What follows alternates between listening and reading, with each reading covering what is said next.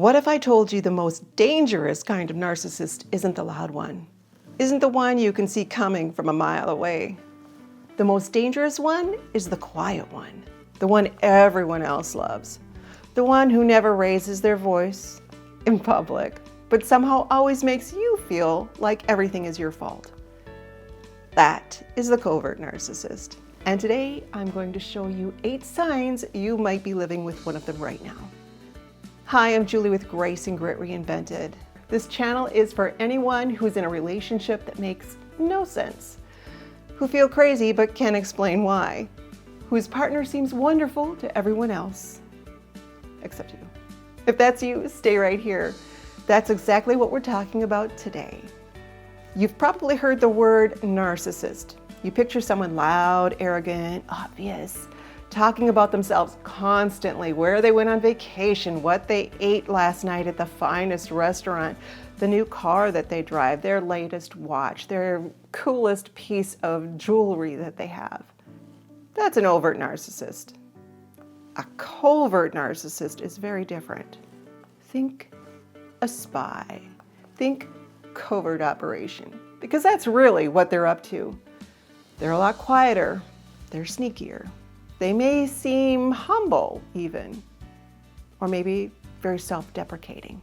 They might seem like the victim in every single story, and they may come across as deeply sensitive and even spiritual or religious. But underneath, they have the same need for control, the same lack of empathy, the same patterns. They're just hidden, just harder to see. So much harder to leave. Here are the 8 signs. Sign number 1, they're always the victim. In every conflict, every situation, they're the ones suffering the most. You can come to them with something that hurt you, and within maybe 2 minutes, the conversation is about how hard their life is, how unappreciated they are, how much they sacrifice. Sign 2, they give with strings attached. They do something kind, but it never feels free. There's a secret ledger being kept somewhere.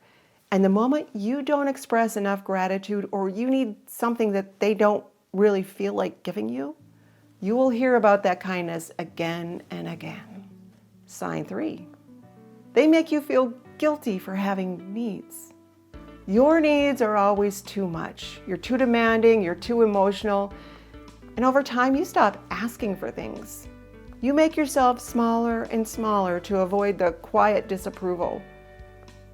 And you start calling it low maintenance. But my friend, it's not low maintenance, it's shrinking. It's you becoming a smaller version of you to fit their narrative, to fit their need. Sign 4, they sulk instead of ask you what's going on. When something upsets them, they go cold. One-word answers, long, heavy sighs, a shift in the air that you feel in your entire body. And when you ask what's wrong, nothing. But you both know it's not nothing.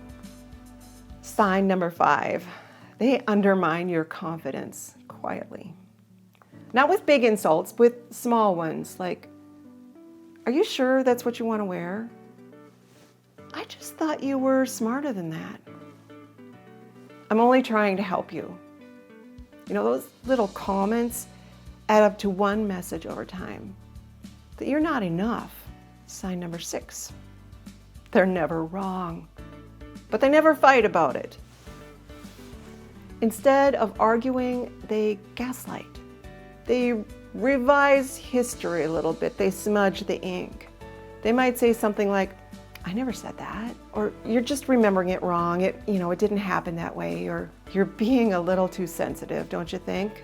And they say it so reasonably, you start to doubt your own memory, your own mind. Sign 7, they triangulate. They bring other people into your relationship constantly. Well, my mother agrees with me, or my friend even thinks you're overreacting. They're trying to manage how others see you. They're building a case very quietly against you. Sign 8, you feel crazy.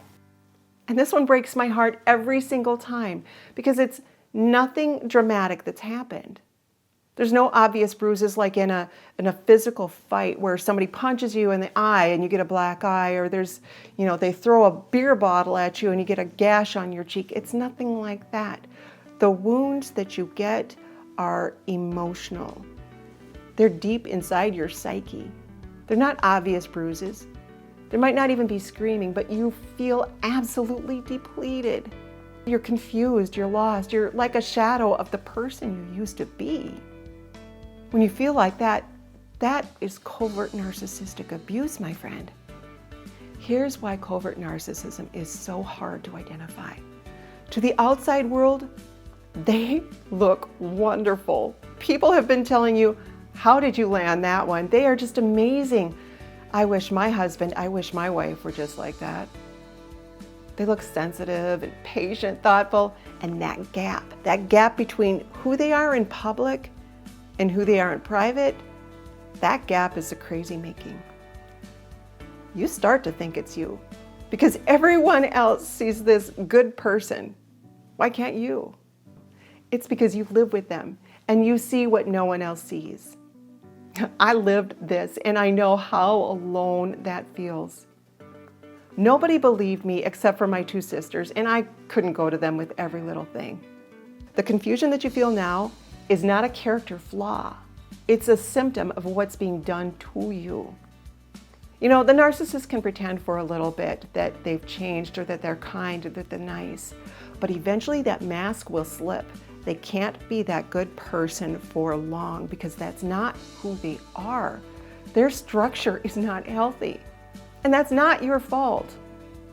If you recognized yourself in any of these 8 signs, if your stomach dropped at number 3 or number 6 or number 8, I need you to hear me. You're not crazy. You're not sensitive. You're not the problem. What you're living through has a name, and naming it, that's the first step to getting your life back. If you found this helpful, go ahead and hit that like and subscribe button. You'll want to join me for my next video, which is about how the narcissist made you fall in love with them. Ah, yes, the love bombing stage. You're not going to want to miss that one. That's all I've got. Take care, God bless, and I will see you soon. Bye-bye.